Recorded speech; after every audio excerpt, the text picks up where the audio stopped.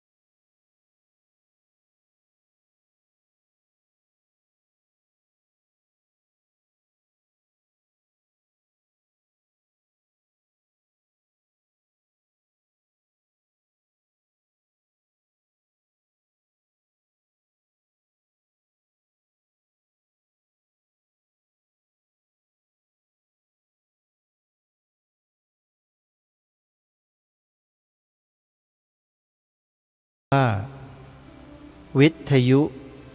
พุทธศาสนาทั่วไทยเพื่อติดตามรับฟังรายการนี้ได้แอปพลิเคชันดังกล่าวรวบรวมสถานีวิทยุพระพุทธศาสนาไว้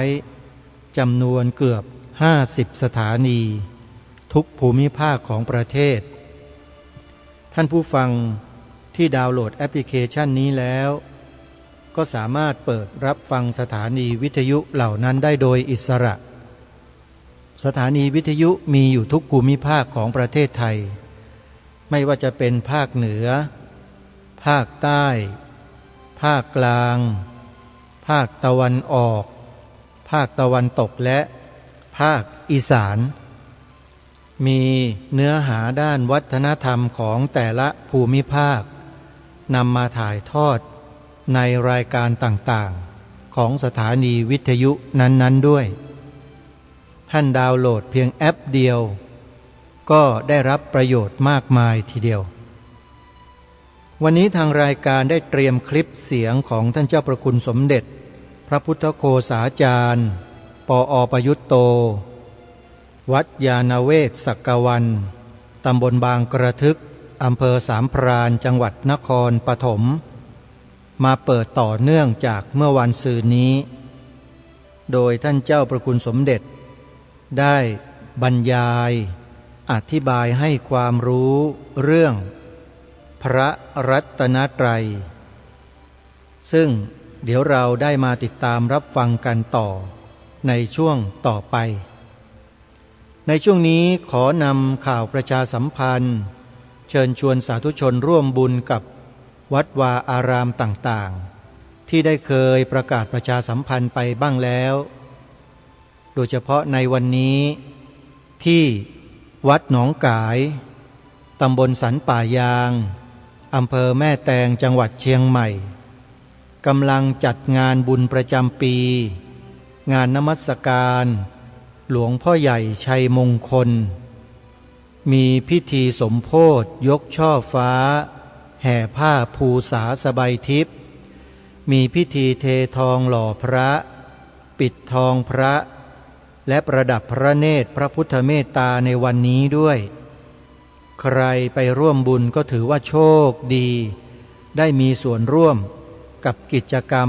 ดังกล่าวสำหรับงานนั้นจะจัดไปจนกระทั่งถึงช่วงบ่ายช่วงเย็นนะโยมนะ ใครสนใจก็ไปร่วมทำบุญที่วัดหนองกายได้ หมายเลขโทรศัพท์ติดต่อสอบถามและร่วมบุญ 053 374 311 053 374 085 ถึง 6 และ 081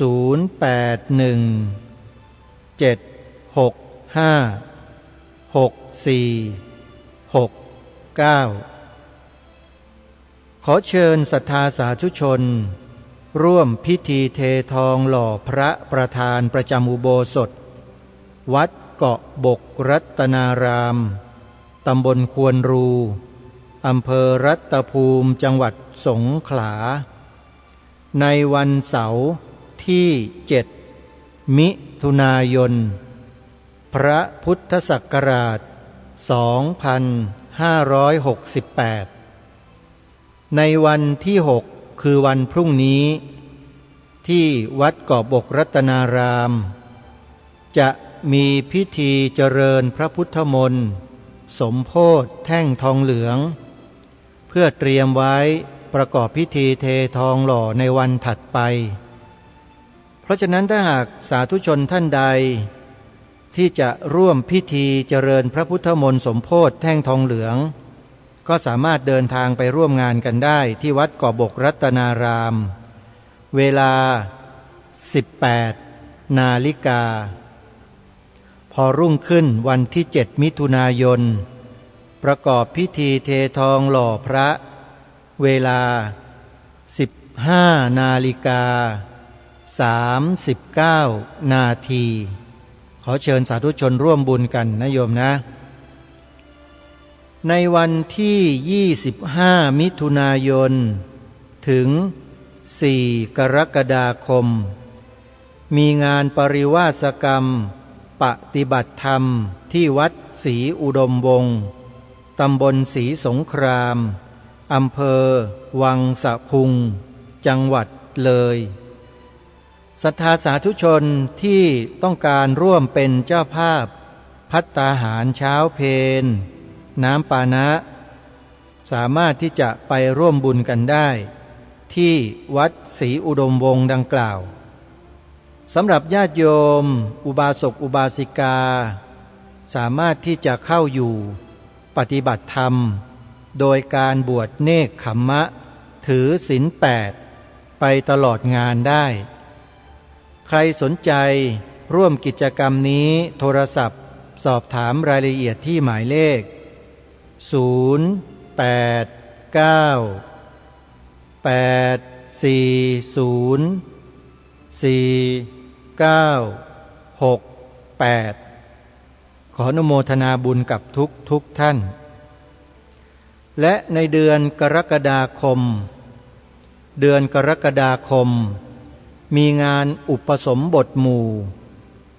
ที่จังหวัดสุรินทร์สาธุชนญาติโยมท่านใดมีความศรัทธาเลื่อมใสตั้งใจจะรับเป็นเจ้าภาพอุปสมบท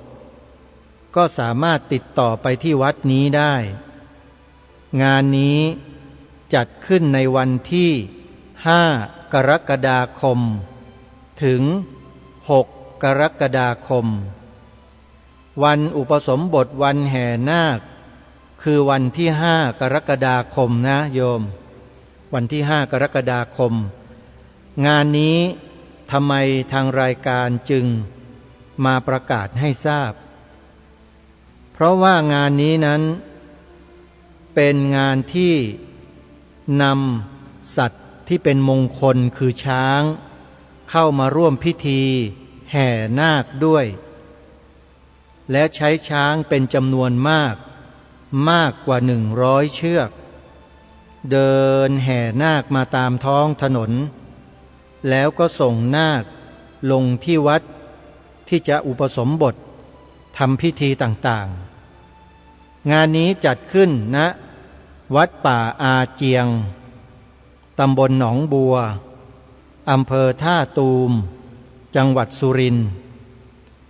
ท่านสาธุชนท่านใดมีความสนใจที่จะ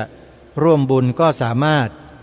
ติดต่อสอบถามรายละเอียดได้ที่หมายเลข 0 6 4 2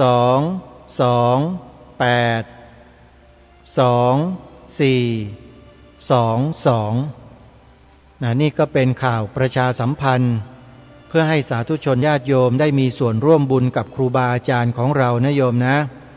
ใครสะดวกที่ไหนก็ทำบุญที่นั่นสำหรับสวนป่าสามัคคีธรรมในปีนี้เข้าสู่ช่วงฤดูฝนแล้วทางสวนป่าสามัคคีธรรมที่อาตมาภาพเป็นผู้ดำเนินการปลูกป่าไว้ก็ขอประกาศเชิญชวนญาติโยมสาธุชนเป็นเจ้าภาพต้นไม้ปลูกในฤดูฝนนี้จำนวน99ต้นต้นไม้เหล่านี้จะปลูกตามแนวถนนทั้งหมด99ต้นเพื่อประดับประดาแนวถนนให้มีต้นไม้ดอกที่สวยงามเวลาใครไปใครมาก็จะได้เกิดรมณียสถานเกิดความเบิกบานใจเมื่อได้เข้ามาสู่ที่สถานที่แห่งนี้นะโยมนะใครจะรับเป็นเจ้าภาพต้นละ50 บาทโยมนะก็สามารถที่จะทำบุญเข้ามาได้ที่ธนาคารไทยพาณิชย์เลขบัญชี114-214-9897โทรศัพท์สอบถามรายละเอียดที่อาตมาภาพ094-662-6935เดี๋ยวเรามาติดตามรับฟังธรรมบรรยายของเจ้าประคุณสมเด็จพระพุทธโฆษาจารย์ปอ.ประยุตโตกันต่อเนื่องจนกระทั่งเวลาใกล้จะหมดและเดี๋ยวมาสรุปช่วงท้ายพร้อมๆกันไปติดตามรับฟังพร้อมๆกันได้ณบัดนี้ดังนั้นอันนี้ก็เป็นลักษณะที่สามที่เรียกว่าอนัตตาหรือว่าเรียกเป็นภาวะอนัตตานะการที่ว่ามันไม่มีเจ้าของบังคับครอบครองสั่งบันดาลมันเป็นไปตามสภาวะของมันเนี่ยมันดำรงอยู่เป็นไปตามสภาวะของมันเนี่ยเช่นเป็นไปตามเหตุปัจจัยของมันเป็นต้นอย่างสังขารทั้งหลายเนี่ยมันก็เป็นไปตามเหตุปัจจัยของมันไม่ได้เป็นไปตามความสั่งบังคับความปรารถนาของใครทั้งสิ้นนะเป็นอันว่านี้ได้ลักษณะ3อย่างคืออนิจจังทุกขังอนัตตาหรือเรียกให้เต็มว่าอนิจจตาทุกขตาอนัตตาเนี่ยท่านเรียกว่าไตรลักษณ์นะไตรก็3ลักษณ์ก็คือลักษณะ3ประการลักษณะประการของสิ่งทั้งหลายทั้งปวงนะอันนี้สิ่งทั้งหลายทั้งปวงในที่นี้เราเรียกว่าธรรมทีนี้ธรรมะนี่ก็มีการแยกกันไปอีกอย่างง่ายๆก็เป็น2ส่วนหรือ2ประเภทก็คือว่าสิ่งทั้งหลายที่มันเกิดจากปัจจัยปรุงแต่งหรือว่ามีความเป็นไปตามเหตุปัจจัยเนี่ยนะอันเนี้ยเรียกว่าสังขารนะแล้วก็มีภาวะอย่างหนึ่งที่ธรรมะคือสิ่งทั้งหลายทั้งปวงนั้นเพื่อจะให้เข้าใจชัดเจนยิ่งขึ้นก็แบ่งเป็น2ประเภทคือสิ่งทั้งหลายที่เกิดจากปัจจัยปรุงแต่งหรือว่าเป็นไปตามปัจจัยขึ้นต่อสิ่งอื่นๆที่เข้ามาสัมพันธ์เนี่ยเรียกว่าสังขารทีนี้มีภาวะอยู่อย่างหนึ่งซึ่งไม่ขึ้นต่อปัจจัยต่างๆมาอยู่ในระบบความสัมพันธ์ที่จะต้องขึ้นต่อสิ่งอื่นท่านเรียกว่าวิสังขารได้แก่นิพพานนะมีภาวะอันนี้อันเดียวที่ไม่ขึ้นต่อปัจจัยนะถ้าใช้ศัพท์หนึ่งก็สังขารนั้นเรียกอีกอย่างหนึ่งว่าสังคตธรรมแล้วก็วิสังขารหรือนิพพานนั้นเรียกว่าอสังคตธรรมสังขารก็แปลว่าสิ่งที่เกิดจากปัจจัยปรุงแต่งขึ้นมาสังคตธรรมก็เช่นเดียวกันก็แปลว่าธรรมที่เกิดจากปัจจัยปรุงแต่งขึ้น ส่วนคำว่าวิสังขารก็ปราศจากการปรุงแต่งอสังคตธรรมก็ธรรมะที่ไม่ถูกปรุงแต่งอันนี้ที่ว่ามีลักษณะสามนี้จะเห็นว่าอันใดที่มันเป็นไปตามเหตุปัจจัยอันนั้นเรียกว่าสังขารนั้นพวกนั้นจะมีภาวะที่ไม่เที่ยงคือเกิดดับเกิดดับแล้วก็ไม่คงอยู่ในสภาพเดิมก็คือมีความเปลี่ยนแปลงนั่นเองอันนั้นพวกนี้ทั้งหมดเป็นสังขารแต่ส่วนอสังคตธรรมหรือวิสังขารเนี่ยเพราะไม่เป็นไปตามเหตุปัจจัยเนี่ยไม่ขึ้นต่อสิ่งอื่นในระบบความสัมพันธ์ก็ไม่มีความเปลี่ยนแปลงแล้วก็ไม่ขึ้นไม่อยู่ในภาวะที่ว่าตั้งอยู่ในสภาพเดิมไม่ได้นะก็คือปราศจากหรือพ้นจากภาวะที่เป็นอนิจจังทุกขังนะแต่มันก็ยังมีภาวะอันหนึ่งร่วมกับอย่างอื่นก็คือว่าดำรงอยู่ตามสภาพของมันเองใช่ไหมไม่มีใครมาเป็นเจ้าของบังคับครอบครองสั่งดลบันดาลได้เนี่ยอันนั้นทั้งสังคตธรรมและอสังคตธรรมหรือทั้งสังขารและวิสังขารเนี่ยจะมีลักษณะร่วมกันทั้งหมดก็คือเป็นอนัตตาย้ำอีกทีว่าอนัตตาก็คือภาวะที่ว่าดำรงอยู่ตามสภาพของมันเองถ้าหากว่าเป็นสังขารก็จะเป็นไปตามสภาพของมันด้วยเป็นไปตามเหตุปัจจัยของมันแต่ว่าสำหรับนิพพานเราจะพูดว่าดำรงอยู่ตามสภาพของมันโดยไม่มีใครมาเป็นเจ้าของครอบครองสั่งบังคับดลบันดาลอันนี้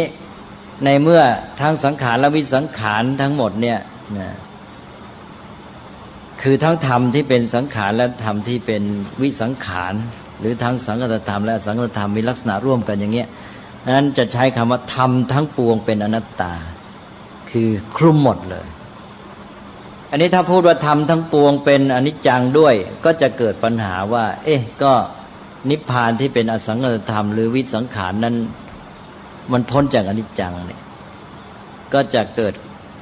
ความผิดพลาดเพราะนั้นก็เลยต้องพูดให้จำกัดลงมาว่าสังขารทั้งปวงหรือสังคตธรรมทั้งปวงหรือธรรมที่เป็นอสังคตธรรมที่เป็นสังคตะธรรมที่เป็นสังคตะก็คือธรรมที่ถูกปัจจัยปรุงแต่งได้ทั้งปวงไม่เที่ยงเป็นอนิจจังแล้วก็ทุกขังไม่คงอยู่ในสภาพเดิมนะเพราะนั้นสองข้อแรกนี่ใช้คำว่าสัพเพสังขารา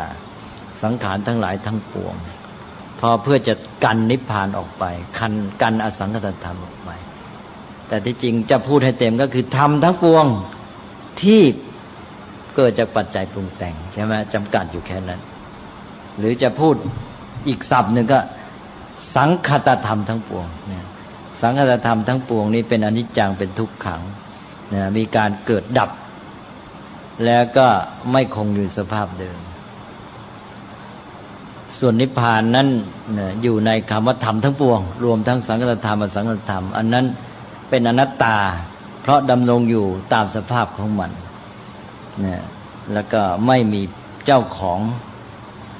ครอบครองบังคับสั่งการโดนบันดาลได้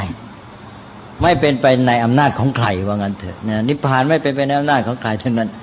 นะหรือแม้สังขารทั้งหลายก็เหมือนกันอันนี้เป็นสภาพที่เหมือนกันนะไม่มีใครมาสั่งบังคับได้ทั้งนั้นนะ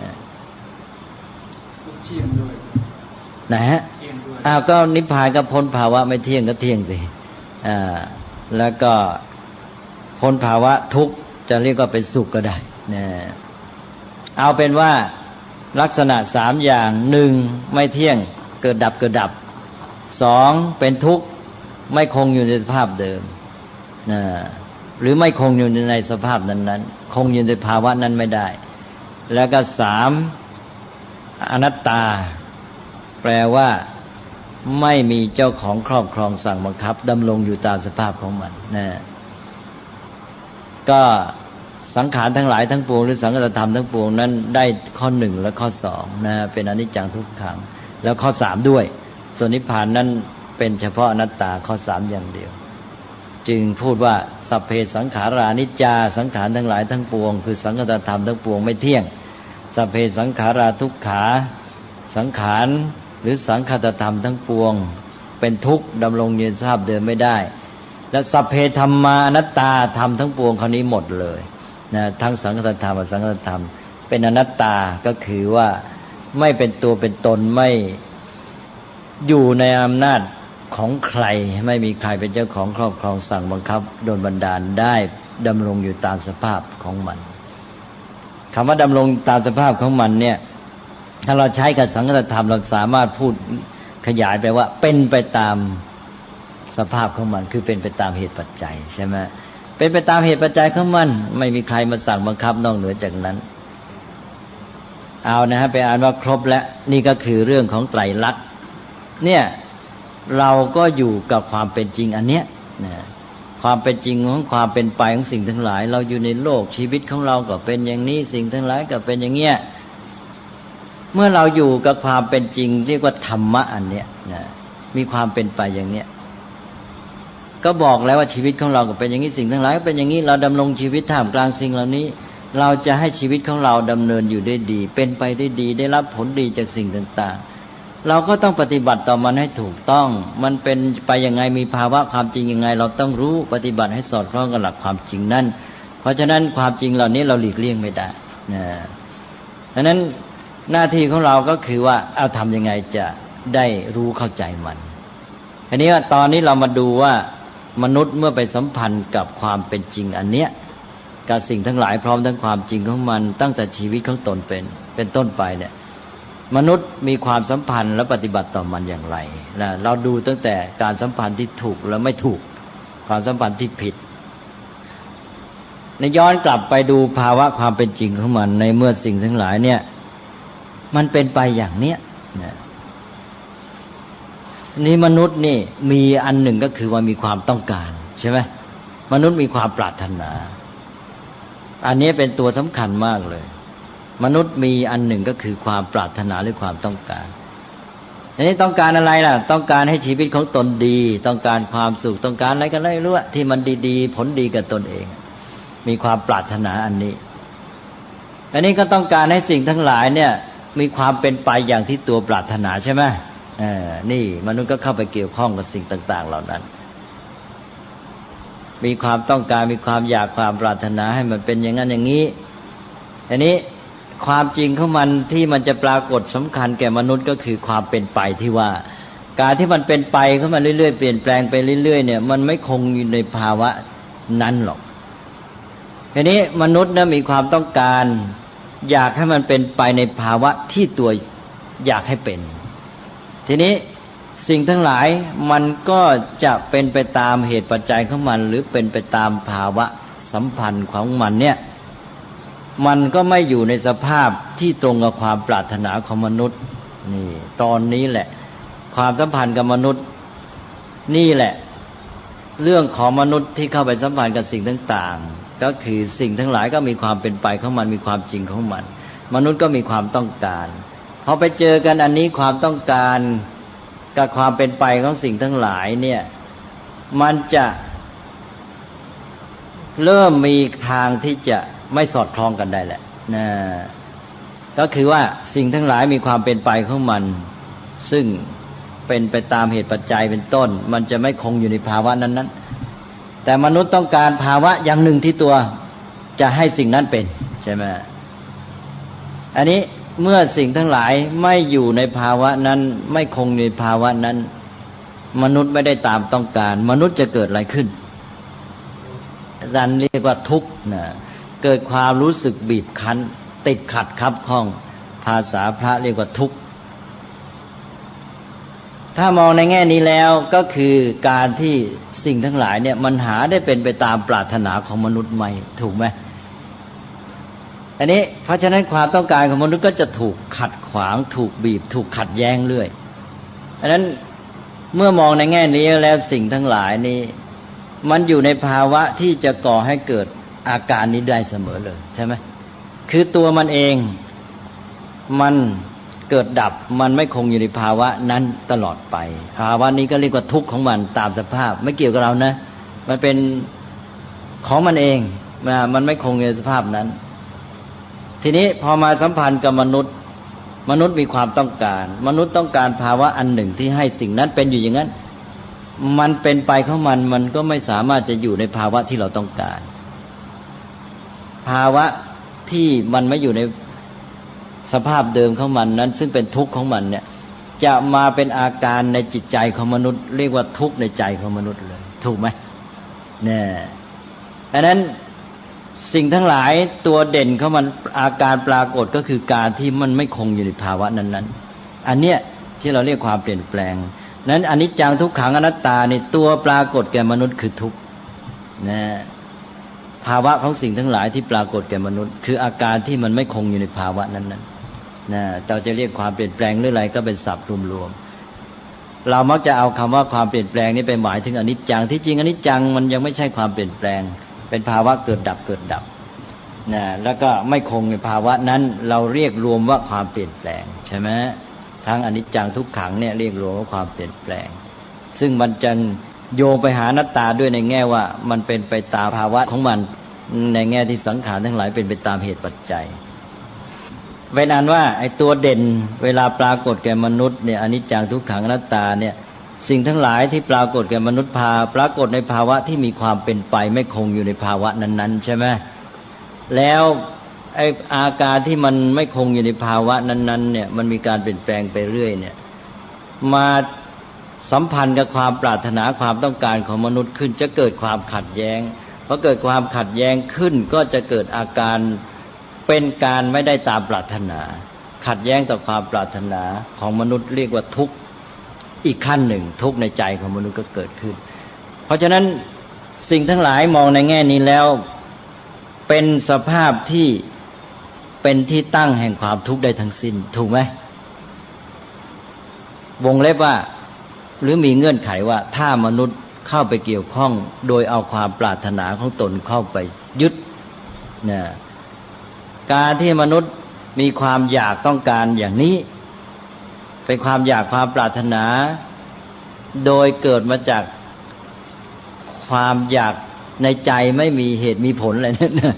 อยากจะให้เป็นอย่างที่ฉุกจอยชอบใจไอ้ความอยากประเภทนี้เรียกว่าตัณหานะเป็นความอยากที่ไม่ต้องมีเหตุมีผลอะสักแต่ว่าชอบใจพอใจถูกใจ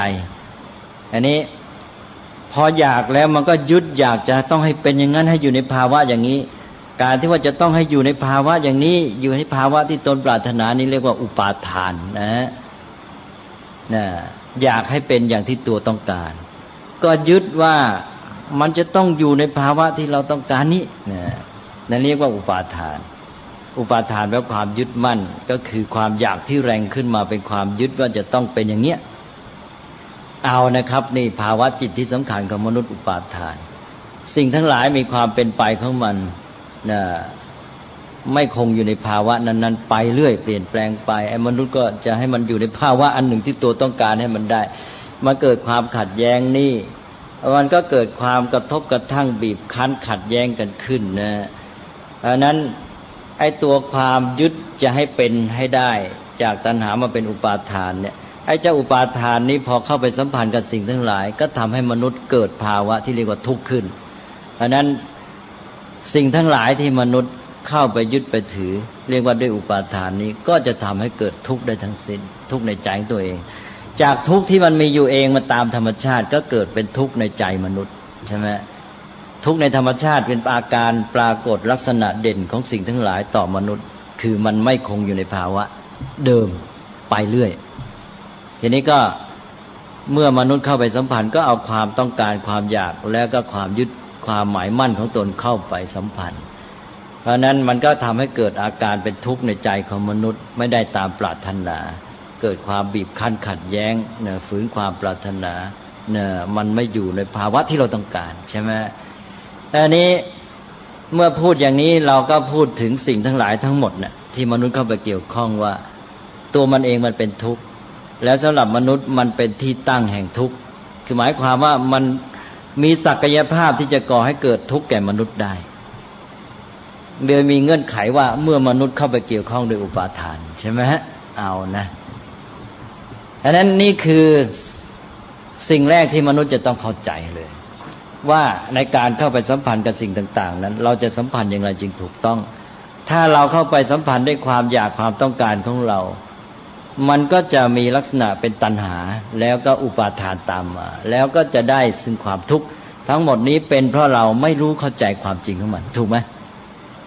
การที่เราจะปฏิบัติต่อสิ่งเหล่านั้นให้เกิดผลดีกับชีวิตบอกแล้วว่าสิ่งทั้งหลายเป็นไปตามธรรม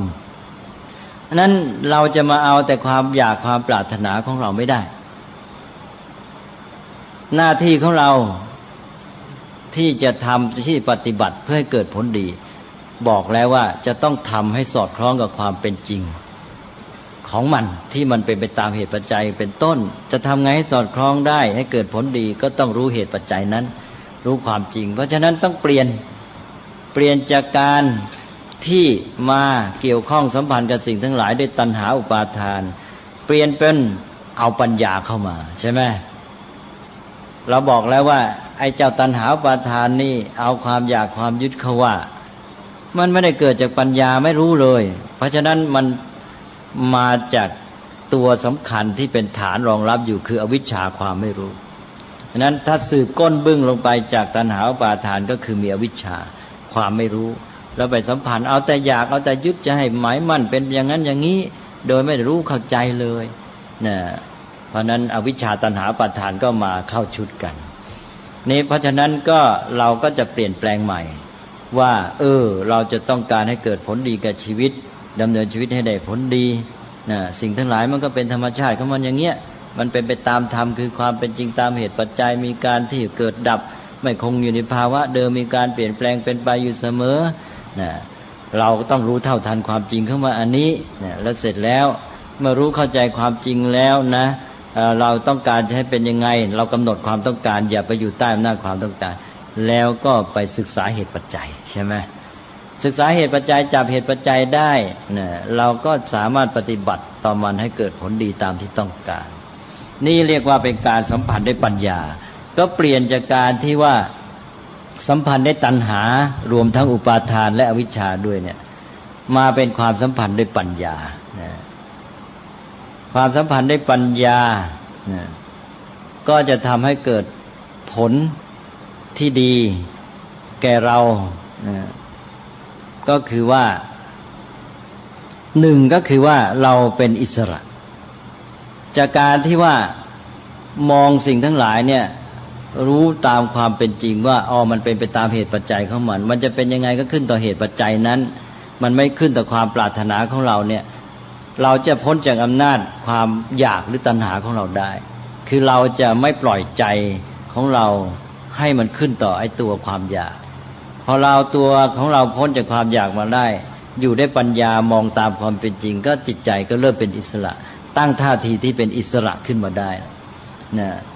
เสร็จแล้วพอมีท่าทีเป็นอิสระแล้วก็อย่างที่รู้แล้วนี่ว่าสิ่งทั้งหลายจะเป็นไปตามเหตุปัจจัยของมันจะทำไงก็ทำไปตามเหตุปัจจัยศึกษามันก็เข้าไปศึกษาเหตุปัจจัยจับเหตุปัจจัยให้ได้แล้วทำที่เหตุปัจจัยแก้ไขตามเหตุปัจจัยได้แค่ไรก็แค่นั้นตามเหตุปัจจัยใช่ไหมก็ต้องมาพัฒนาตนอยู่เรื่อยสิเพราะนั้นเราจะรู้เข้าใจเหตุปัจจัยจะทำการให้สำเร็จตามเหตุปัจจัยเราก็ต้องพัฒนาตัวเราตัวสำคัญก็คือพัฒนาปัญญาเนี่ยขึ้นมาให้มีปัญญารู้เข้าใจความจริงมากขึ้นแล้วเราก็ปฏิบัติต่อสิ่งเหล่านั้นถูกต้องก็ได้ผลขึ้นมานะอันนี้ก็หลักการใหญ่ก็มีสองอันแล้วนะหนึ่งมีท่าทีที่เป็นอิสระไม่ขึ้นต่อตัณหาของตนเองเพราะว่าท่าทีการมองตามความจริงเนี่ยทำให้จิตใจเป็นอิสระอยู่แล้วแล้วว่าจะพ้นจากเรื่องของความทุกข์การที่สิ่งทั้งหลายจะไม่คงอยู่ในภาวะนั้นตามปรารถนามันไม่มีไอ้ตัวความปรารถนามาบังคับตัวเองเราไม่ขึ้นต่อความปรารถนาเราก็พ้นจากความทุกข์ไปได้ขั้นหนึ่งอันนี้สองก็คือเอาปัญญามาใช้ในการที่ศึกษาเหตุปัจจัยปฏิบัติกับมันตามเหตุปัจจัยก็จะทำการนั้นได้ผลดีขึ้นอันนี้เมื่อได้ผลได้แค่ไหนก็ตามเหตุปัจจัยเราก็รู้ตลอดเวลาเพราะฉะนั้นเราก็เมื่อทำไปแล้วได้ผลไม่ได้ผลเราจะไปโยงเข้ากับเรื่องความเป็นไปตามเหตุปัจจัยแล้วเราก็จะไม่ทุกข์ที่ไม่ได้ตามที่ต้องการหรือทุกข์น้อยนะนี่การที่จะทำให้ได้ผลดีนี้ก็เราจะต้อง มีความเข้าใจว่าสิ่งทั้งหลายที่เป็นไปตามเหตุปัจจัยเนี่ยบอกแล้วว่ามันอยู่ในระบบความสัมพันธ์กัน เมื่อมันอยู่ในระบบความสัมพันธ์เนี่ยสิ่งทั้งหลายสัมพันธ์กันออกไปเนี่ยสัมพันธ์กับสิ่งนี้ในด้านนี้แต่พร้อมกันนั้นไอ้เจ้าสิ่งที่ไปสัมพันธ์นั้นมันก็สัมพันธ์กับสิ่งอื่นอีกพอทำอะไรไปกระทบต่อไอ้เจ้าตัวนี้ไอ้เจ้าตัวนี้ก็ส่งผลกระทบจากตัวโน้นต่อกันออกไปนอกจากนั้นพอไปทำกับไอ้ตัวนี้อย่างนี้แล้วนะอีกด้านหนึ่งของเราเนี่ยเราก็มีความสัมพันธ์กับอื่นอีกเยอะแยะนะพอความสัมพันธ์กับอันนี้อย่างนี้ไอ้ความสัมพันธ์กับอื่นของเราก็เปลี่ยนด้วยนะโดยเราเป็นไปเองเลยพอเราสัมพันธ์กับสิ่งนี้อย่างนี้ไอ้ความสัมพันธ์ของเราที่มีต่อสิ่งนี้อย่างนี้ก็ทำให้เกิดการเปลี่ยนแปลงความสัมพันธ์กับอีกสิ่งหนึ่งนั้นผลมันจะเกิดขึ้นจากหลายด้านในระบบความสัมพันธ์นั้นในการที่จะทำอะไรให้ได้ผลดีเนี่ยเราต้องตระหนักความจริงอันนี้คือมองระบบความสัมพันธ์อย่างกว้างขวางทั่วถึงที่สุดนั้นจะต้องมองกว้างถ้าเรามองเฉพาะตัวสัมพันธ์เช่นปัจจัยตัวเดียวเนี่ยอาจจะเกิดผลพ่วงอย่างอื่นได้ผลอันนี้ที่ต้องการในขอบเขตอันหนึ่งแต่ปรากฏว่าผลพ่วงอื่นตามมาซึ่งอาจจะเกิดเป็นผลร้ายไม่คุ้มกับผลดีที่เกิดก็ได้อันนั้นก็จะต้องมองให้กว้างนะมองให้ทั่วถึงระบบความสัมพันธ์เท่าที่เป็นไปได้อย่าคิดมองแคบๆเอาแค่เหตุปัจจัยอันเดียวนี่ก็เป็นหลักการอันหนึ่งในการดำเนินชีวิตและปฏิบัติต่อสิ่งทั้งหลายดังนั้นท่านจึงให้หลักในการพัฒนามนุษย์อย่างเรื่องไตรสิกขาเนี่ยที่มันเป็นภาพรวมความสัมพันธ์ทั้งระบบของชีวิตใช่ไหมไม่ใช่ไปพัฒนาแต่ด้านใดด้านหนึ่งต้องมองว่าพฤติกรรมจิตใจและปัญญานี่สัมพันธ์กันทั้งหมดนะอะไรอย่างนี้เป็นต้นนั้นจะต้องมองระบบความสัมพันธ์ให้กว้างให้ทั่วถึงเท่าที่เป็นไปได้ซึ่งอันนี้จะขึ้นต่อการพัฒนาปัญญาของเราด้วยและอีกอันหนึ่งก็คือว่ามองการปฏิบัติของเราในระบบความสัมพันธ์นี้ในด้วยเจตจำนงความตั้งใจในทางที่ดีในทางเกื้อกูลอย่าไปมองในแง่ทำลายหรือเป็นปฏิปักษ์อันนี้ก็สำคัญเหมือนกันเมื่อเรามองในแง่ของการที่จะเป็นปฏิปักษ์จะไปจัดการกับมันให้เป็นไปตามความปรารถนาของเราอะไรอย่างนี้นะคล้ายๆว่ามองในท่าทีที่ว่าไปทำลายมันหรือทำร้ายอันเนี้ยจะส่งผลในระบบเหตุปัจจัยที่ว่าบางทีไม่รู้ตัวเองจะได้ผลที่ต้องการอันนั้นแต่เกิดผลร้ายอื่นๆนั้นในขณะที่เรายังมองความสัมพันธ์ในระบบเหตุปัจจัยไม่ต้องกว้างขวางทั่วถึงเนี่ยความปลอดภัยก็คือการพยายามปฏิบัติในความสัมพันธ์ในการทำเหตุปัจจัยในลักษณะที่เป็นไปทางเกื้อกูลอันนี้จะปลอดภัยที่สุดใช่ไหมอันนั้นก็ตั้งจิตในการปฏิบัติในระบบเหตุปัจจัยในทางเกื้อกูลอันนี้เราจะมองเห็นว่ามนุษย์ปัจจุบันเนี่ยมีความเจริญด้วยวิทยาศาสตร์นี้ทำให้มนุษย์ค้นพบความจริงในระบบเหตุปัจจัยของสิ่งทั้งหลายนะแต่ว่าเป็นด้านวัตถุก็ทำให้มนุษย์มีอำนาจมีความสามารถไปทำให้เกิดผลที่ต้องการได้ใช่ไหมนี่ก็เข้าหลักการในเรื่องธรรมะเนี่ยก็คือพอรู้เหตุปัจจัยแล้วไปจัดการกับเหตุปัจจัยนั้นแต่ว่ามนุษย์ไม่รู้ความสัมพันธ์ทั้งระบบเนี่ยพอทำไปแล้วเกิดผลพ่วงที่ร้ายแต่ว่าตัวสำคัญก็คือมนุษย์เข้าไปเกี่ยวข้องด้วยท่าทีของจิตใจที่เป็นปฏิปักษ์อย่างตะวันตกทั้งหมดมีแนวคิดว่าจะพิชิตธรรมชาติใช่ไหมเพราะนั้นมันสูญเสียไอ้ตัว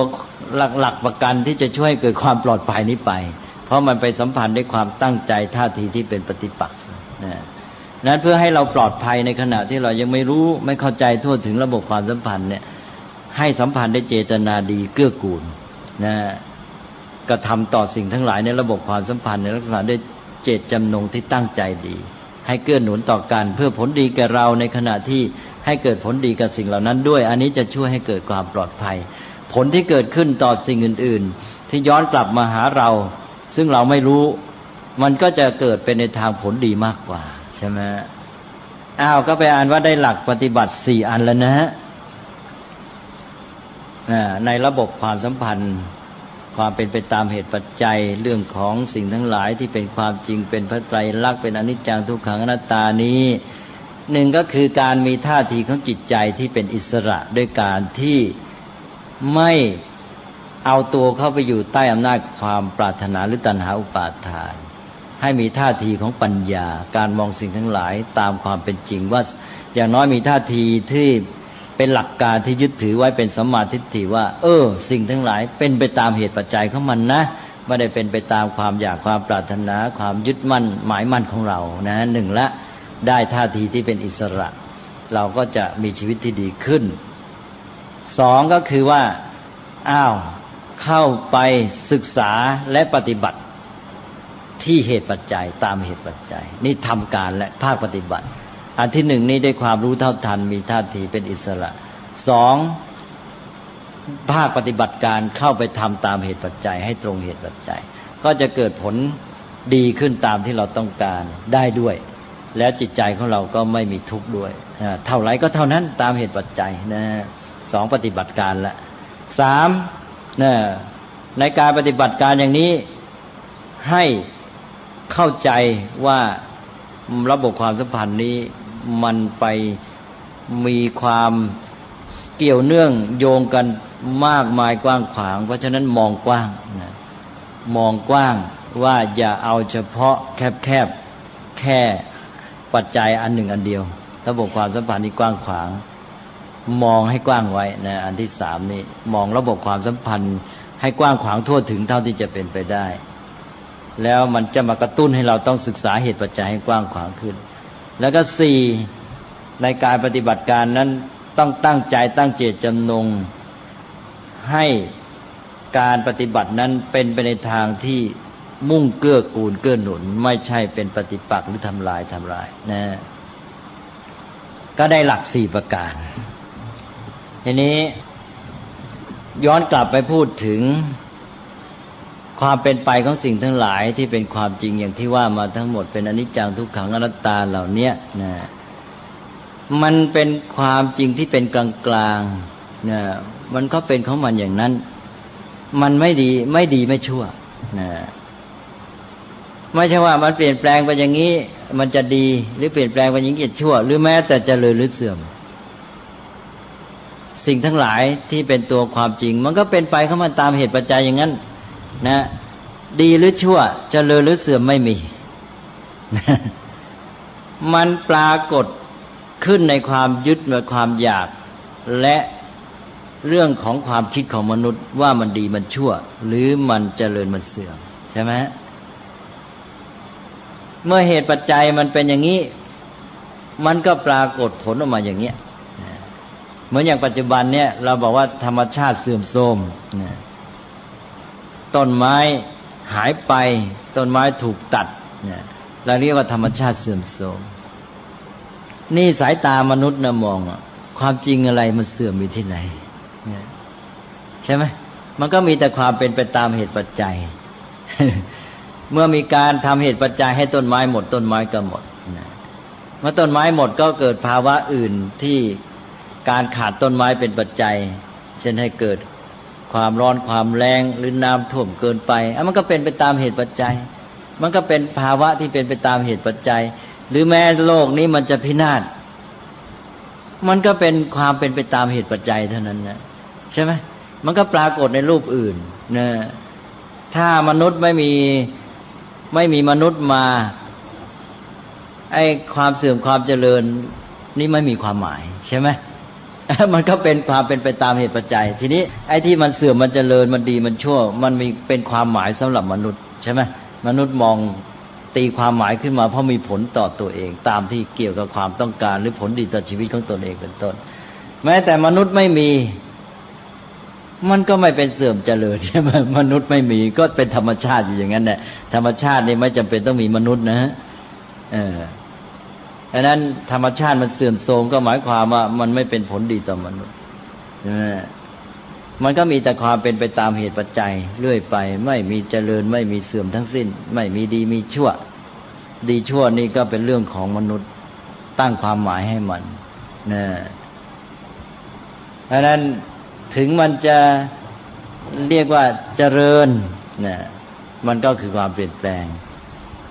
มันเจริญยิ่งขึ้นไปก็เป็นความเปลี่ยนแปลงมันเสื่อมมันก็คือความเปลี่ยนแปลง ที่เป็นไปตามเหตุปัจจัยเสื่อมต่อไปก็เป็นความเปลี่ยนแปลงเพราะนั้นมนุษย์นึกว่าเจริญแล้วเสื่อมคือเปลี่ยนแปลงเสื่อมแล้วเจริญเปลี่ยนแปลงเปล่าไม่ถูกนะเสื่อมแล้วมันก็เสื่อมต่อไปก็เปลี่ยนแปลงอยู่นั่นแหละเจริญแล้วเจริญต่อไปก็เปลี่ยนแปลงเจริญแล้วเสื่อมก็เปลี่ยนแปลงเสื่อมแล้วเจริญก็เปลี่ยนแปลงอันนี้เป็นเรื่องของมนุษย์นะสำหรับคำว่าเจริญว่าเสื่อมนะมันดีมันชั่วก็ดีต่อมนุษย์ตรงปรารถนามนุษย์ก็ว่าดีไม่ตรงปรารถนาก็ว่าไม่ดีว่าชั่วนี่คือเรื่องของความเป็นจริงในธรรมชาติพูดง่ายๆก็คือมีภาวะที่เป็นกลางๆของมันอย่างนั้นนะแต่คำว่าไม่ดีไม่ชั่วกับคำว่าไม่มีความดีไม่มีความชั่วคนละอย่างนะครับนะความดีความชั่วมีนะไม่ใช่ไม่มีมันกลายเป็นสภาวะไอ้สภาวะนี้ต้องมาพูดอีกระดับหนึ่งคือในแง่ของมนุษย์มันก็มีความจริงในความเป็นไปในชีวิตของมนุษย์นะตอนนี้เราก็จะมาพูดในระดับที่ว่ามันดีมันชั่วภาวะในจิตใจของมนุษย์เองที่ว่าเป็นคุณสมบัติเกิดมีขึ้นมาแล้วมันก็เกิดผลนะในทางที่เกื้อหนุนอย่างนี้นะในตัวของเราเองภาวะอันนั้นเราก็เรียกว่าดีถ้ามันเกิดผลร้ายเราก็เรียกว่าชั่ว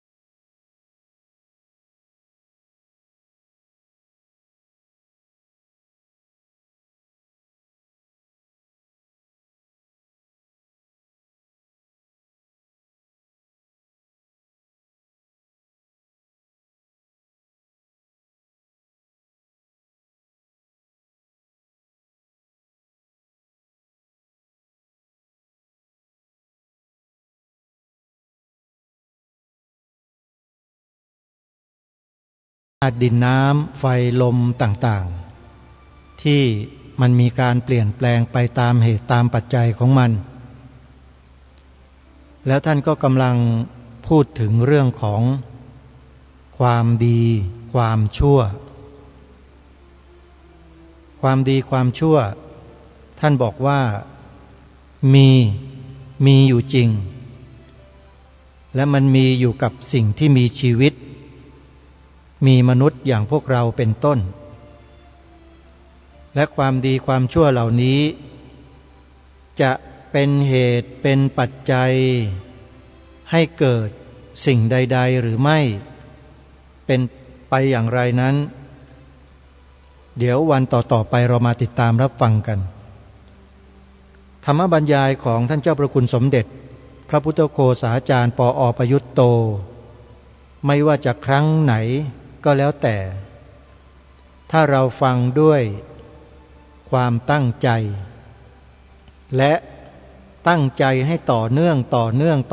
กันไปโดยที่เราไม่วอกแวกไปที่ไหนเลยเนี่ยนะจะเกิดองค์ความรู้แก่เราชัดเจนมากอย่างวันนี้เป็นที่ชัดเจนนะท่านเจ้าพระคุณสมเด็จย้ำถึงเรื่องความเป็นอนิจจังทุกขังอนัตตาชัดเจนอนิจจังคือความไม่คงที่เกิดดับอยู่ตลอดเป็นอนิจจังทุกขังคงอยู่กับที่ไม่ได้ต้องเปลี่ยนไปตลอดอนัตตาไม่มีใครบังคับบัญชาไม่มีใครไปดลบันดาลอะไรทั้งสิ้นเป็นไปตามเหตุตามปัจจัยทั้งหมดแม้แต่พระนิพพานก็เป็นอนัตตาแต่แตกต่างจากสิ่งทั้งหลายทั้งปวงตรงที่ว่าอนัตตาแบบนิพพานนั้นไม่มีอะไรปรุงแต่ง ทั้งสิ้นแม้แต่เหตุปัจจัยใดๆก็ไม่มีคงสภาพอยู่อย่างนั้นคือนิพพานนี่คือสิ่งที่ท่านเจ้าประคุณสมเด็จท่านได้อธิบายให้พวกเราได้ฟังกันในวันนี้เดี๋ยววันพรุ่งนี้ติดตามรับฟังกันต่อเวลาของรายการหมดลงแล้วท่านผู้ฟังต้องขอสมมุติยุติไว้แต่เพียงเท่านี้พบกับรายการได้ใหม่ในวันต่อไปขอความสุขความสวัสดีในธรรมแห่งองค์สมเด็จพระบรมศาสดาสัมมาสัมพุทธเจ้าจงปรากฏเกิดมีขึ้นในจิตใจของท่านผู้ฟังทุกท่านทุกคนเทินขอเจริญพรกล้าคิด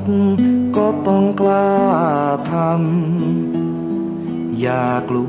วถ้าทำความดีเร่งศึกษาปัญหาให้ทันท่วงทีเมืองไทยจะพัฒนากว่านี้รายการดีๆคดีโลกคดีธรรมขอรำพันบรรยายความคิดเครื่องหมายแห่งสีทั้งสามงามถนัดขาวคือบริสุทธิ์สีสวัสดิ์หมายพระไตรรัตน์และธรรมะคุ้มจิตไทยแดงคือโลหิตเราใสซึ่งยอมสละได้เพื่อรักษาชาติศาสนาน้ำเงินคือสีโสภาอันจอมประชาถ้าโปรดเป็นของส่วนองค์จัดริ้วเข้าเป็นไตรรงค์จึงเป็นสีธงที่รักแห่งเราชาวไทยทหารอวตารนำไป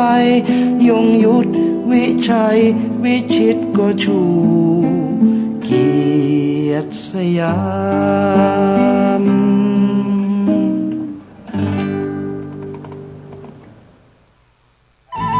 ที่จบไปแล้วนั้นเป็นรายการ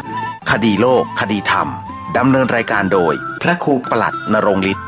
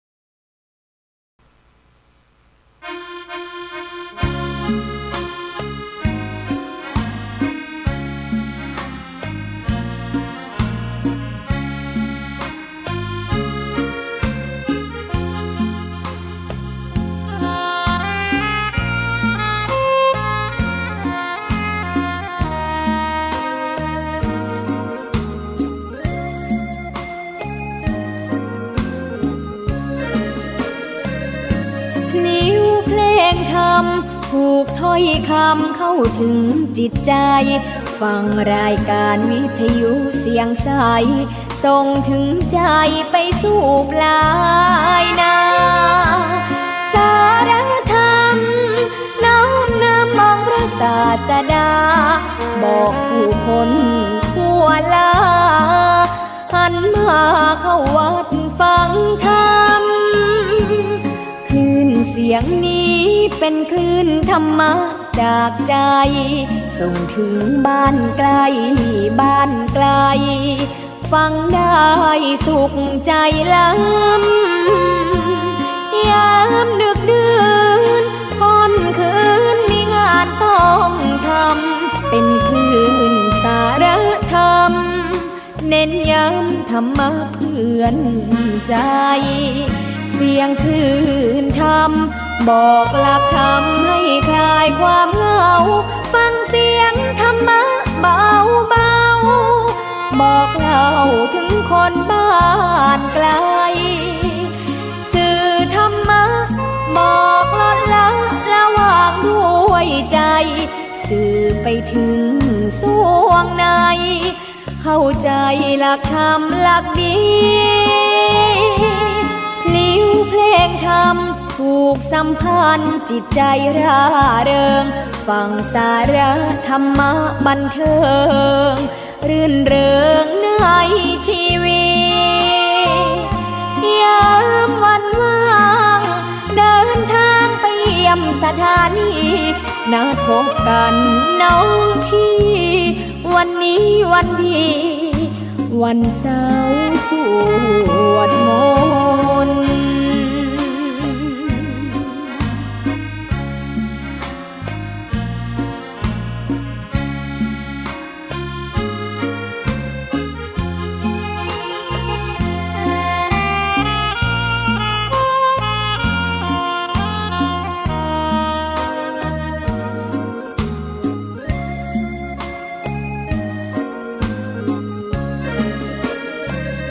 เสียงคลื่นธรรมบอกหลักธรรมให้คลายความเหงาฟังเสียงธรรมะเบาเบาบอกเล่าถึงคนบ้านไกลสื่อธรรมะบอกลดละระหว่างด้วยใจสื่อไปถึงสวงในเข้าใจหลักธรรมหลักดีพลิ้วเพลงธรรมผูกสัมพันธ์จิตใจร่าเริงฟังสาระธรรมะบันเทิงรื่นเริงในชีวิตยามวันว่างเดินทางไปเยี่ยมสถานีนัดพบกันน้องพี่วันนี้วันดีวันเสาร์สวดมนต์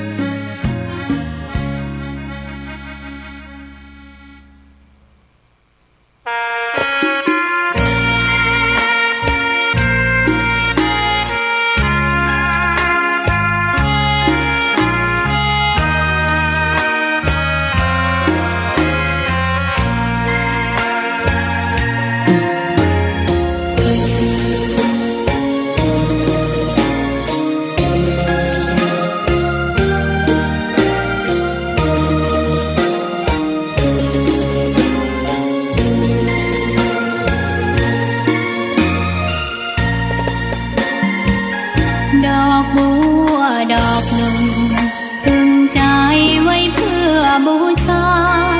แด่องค์พระศาสดาสัมมาสัมพุทธเจ้ามีความงามเงียบไม่เปรียบเทียบเขาเทียบเราใครมองไม่